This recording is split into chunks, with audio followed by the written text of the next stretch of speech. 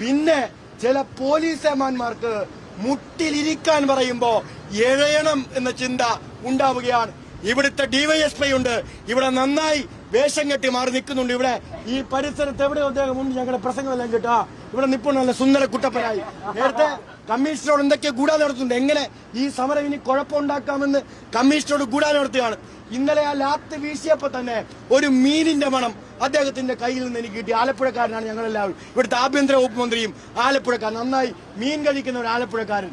ആ ലാത്തിയിലെ മീനിന്റെ മണം കണ്ടപ്പോഴേ ഞങ്ങൾക്ക് മനസ്സിലായി ഇന്നലെ SFI സമരത്തിന് വരുന്നതിന് മുമ്പ് ആഭ്യന്തര വകുപ്പ് മന്ത്രിയുടെ അടുക്കളയിൽ പോയി വിഴിഞ്ഞത്തുനിന്നാണോ കോവളത്തുനിന്നാണോ നല്ല പച്ച മീൻ വാങ്ങിക്കൊണ്ടുപോയി വെട്ടിക്കൊടുത്ത് കാലെ പിടിച്ച്, സാറേ എനിക്ക് ഞാൻ പറയുന്നിടത്ത് ഒരു പോസ്റ്റിംഗ് തരണമേ, സാറേ ഞാൻ പറയുന്നിടത്ത് എനിക്കൊരു ട്രാൻസ്ഫർ തരണമേ, സാറേ എന്നെ ഒരു DGP എങ്കിലും ആക്കിയിട്ട്. എന്താ വരികൾ പറയുന്ന നല്ല കവിത പോലെ വരാൻ അല്ലാത്തിയുടെ മണം കിട്ടിയും എൻ്റെ പൊന്നു ഈ ചിരി എടുക്കാനും പറ്റണില്ല.